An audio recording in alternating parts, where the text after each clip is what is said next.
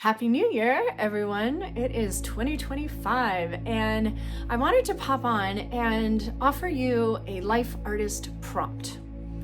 This morning, I was looking over a survey that I sent out to my community to get feedback and ask for where they would like to see more of this, that, or the other in 2025. And it was once again strikingly clear that one of the things that people really enjoy about hanging out in my community and coming to the canvas with me in my online studio is that I am offering them an experience where they can blend their spiritual practice and their painting practice. And so the word spiritual all of a sudden, like bling, asked me to get curious about that word. And so I want to invite you to look at the word spiritual from a totally objective, brand new, as if you were just hearing the word for the first time, and invite you to personalize it for you for 2025. So just last week on New Year's Eve, I gathered with 80-some people in my community for Sacred Circle Day. And we started the conversation in the first session talking about the invisible and the visible aspects of our lives. The external part of being a human, being Whitney Freya, or Jane, or Rick, or Judy, and then the invisible or subtle aspects of being who we are. So there's the parts that people see and the parts that people don't see. Okay, we all know that you can, I'm pretty sure, conjure that up pretty immediately, right? The material versus the subtle energetic.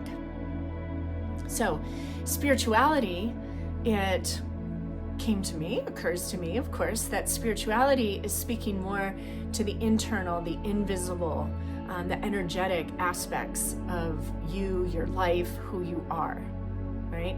And when you think about how much time and attention and energy was spent teaching you how to be a good person, a good external, physicalized, material being that has such and such a car and house and degree and job and number of kids and marital status or whatever, right?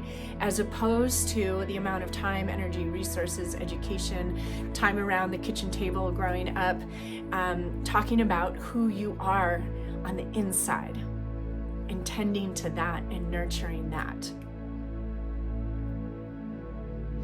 So perhaps spirituality is merely the invitation to get to know yourself as a spirit, as an infinitely energetic being that has invisible aspects to yourself, things going on behind the scenes that really determine more of your overall sense of well-being, happiness, fulfillment, overall satisfaction with life than the visible, right?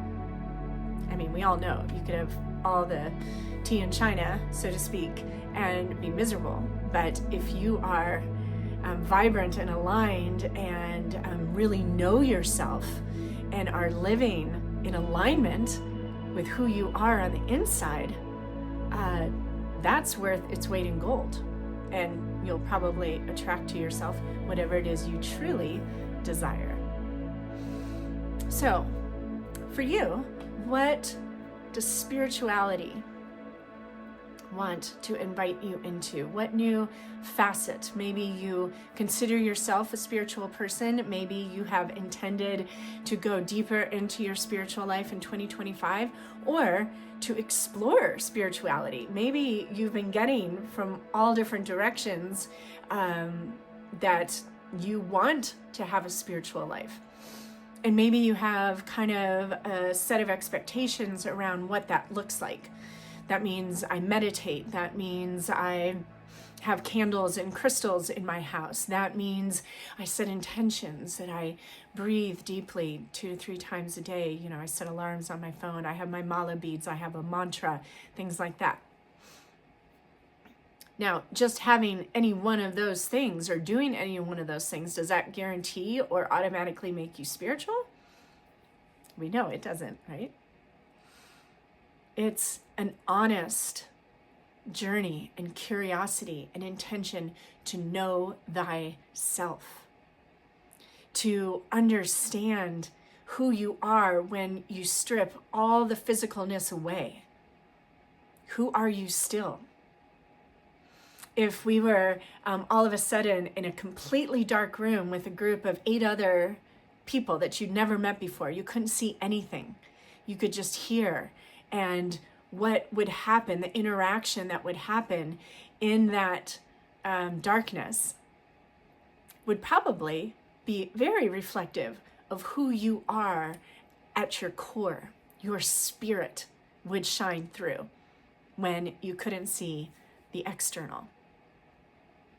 So maybe your spiritual journey is a journey of getting to know your inside world, your internal realm, who you are when there are no have-tos or shoulds or fear of living up to anyone else's expectations or playing a role or fulfilling a label. Who are you at your core?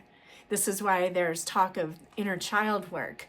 One aspect of inner child work is getting to know who you were before you got taught how to be who you are, right? I have a lot of conditioning and programming from growing up that I am constantly bumping into, and sometimes it's a good bump, sometimes it's a trigger, and then asking myself, is this really me? Do I really believe this? Is this really important to me? And the ongoing journey that has become more and more delightful of living life my way, creating the art that is my life, my way, my rules, what lights me up. And the result has been a magnetism of others who are also interested in having that journey, in exploring and getting curious about who they really are. In the Four Agreements, Don Miguel Ruiz says that we're all artists, and the art that we're creating in our life is life itself. The only question is if we're doing it with or without awareness. So creating the art that is your life with awareness. You as the artist, not anyone in any color house anywhere, not the amount of money in your bank account, not what your father or mother or aunt, uncle, grandfather, grandmother wanted you to be, or how they defined success or a successful human. What is your definition of who you are and what you are about and what you are curious to explore more of? What lights you up? What helps you feel safe, secure, loved? Getting to know yourself on the inside. For me, I believe that is the spiritual journey. And on this spiritual journey, you don't have to have candles or crystals or burn incense or meditate sitting down cross-legged. You do you. You do you, understanding that there is this dance between who we were taught to be and who we came here to be.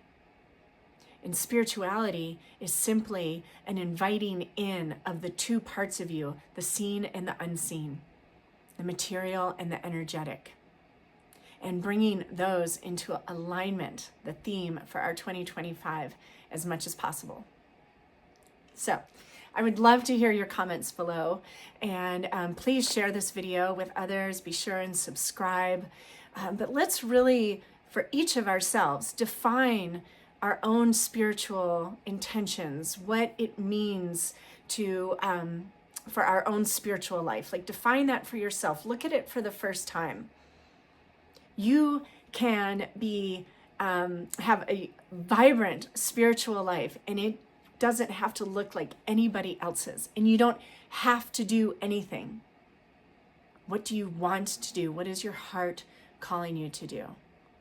And I guarantee you, nurturing your inner world in 2025 is going to yield amazing personal experiences and increased sense of peace and centeredness, regardless of what's going on in the external world, because you are honoring and connecting with who you are at your heart.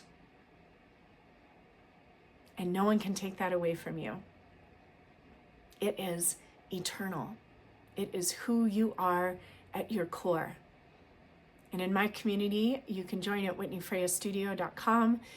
We are exploring that at the canvas with color and shape and symbols. We are unlearning painting and art and creativity. We're knocking it off the pedestal. It's no longer a product. It's an experience. It's a way of getting to know who you are, who I am at my core. I'm so excited. Okay, thank you for being here with me and for sinking into and getting curious about your spiritual journey, or just the word spiritual or spirituality. I can't wait to read below what you share and what this has inspired within you. See you soon. And if you are interested in having fun while you work and teaching others how to blend painting and spirituality, check out the Creative Frequency Coaching Training at whitneyfreyastudio.com.